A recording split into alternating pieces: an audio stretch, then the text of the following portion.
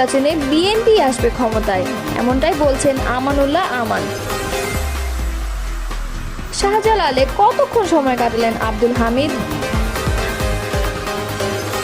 4 দিনের সফরে আজ যুক্তরাজ্যের পথে প্রধান উপদেষ্টা তারেক রহমান ও প্রধান উপদেষ্টার বৈঠক। আসছে কি কোনো ইতিবাচক বার্তা? বাংলাদেশে গণতন্ত্রের দুর্ভাগ্য, অবাধ নির্বাচনেও গড়িমসি, এমনটাই ভেবেছেন রিজভী। এতক্ষণ শুনছিলেন সংবাদ শিরোনাম, এবারে বিস্তারিত।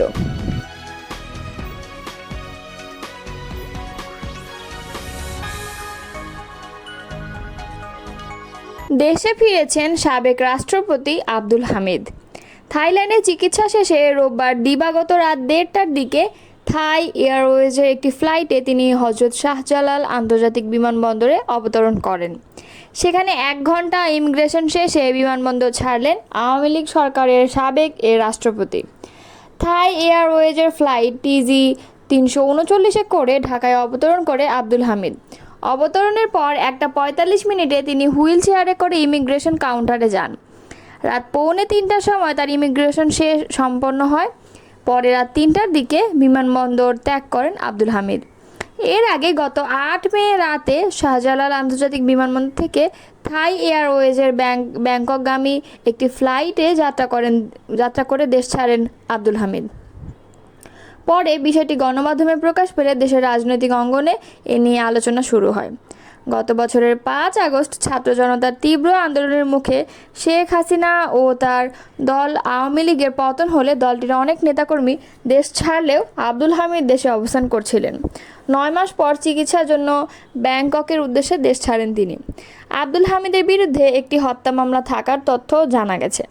গত 14 জানুয়ারি কিশোরগঞ্জ থানার সদর থানায় তার বিরুদ্ধে মামলাটি করা হয়। মামলাটিতে সাবেক প্রধানমন্ত্রী শেখ হাসিনা, শেখ রেহানা, সজীব ওয়াজেদ জয়, সাইমা ওয়াজেদ পুতুল, ওবায়দুল কাদেরের নাম রয়েছে।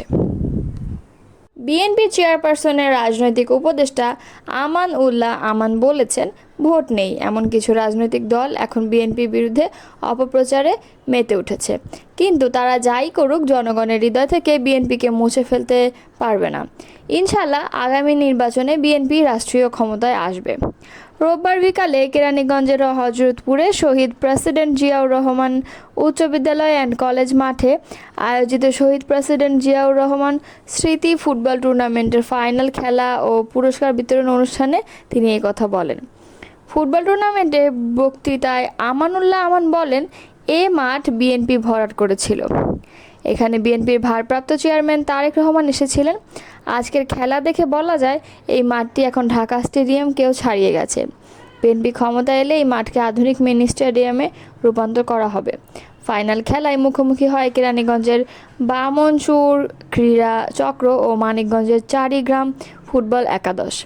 টানটান উত্তেজনার ম্যাচে চারিগ্রাম একাদশ 1-0 গোলে জয়লাভ করে। খেলায় অংশগ্রহণকারী 2 দলই বিদেশি খেলোয়াড়দের পারফরমেন্স দর্শকদের নজর কাড়ে।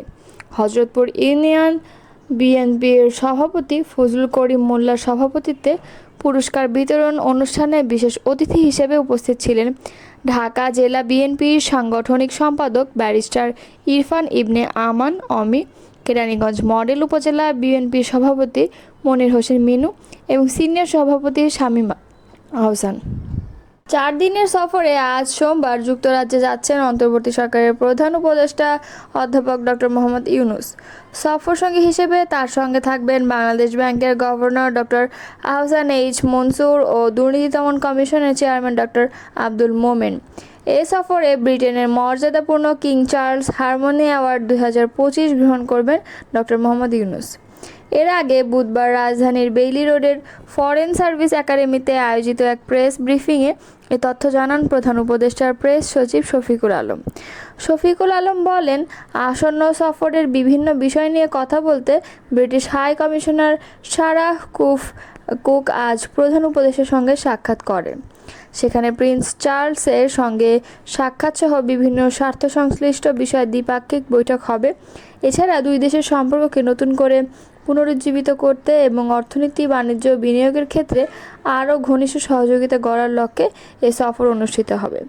এই প্রশ্নের জবাবে তিনি বলেন, বাংলাদেশ থেকে অবৈধভাবে যুক্তরাজ্যে যে টাকা পাচার করা হয়েছে সেগুলো উদ্ধারের বিষয়কেও আলোচনা করা হবে।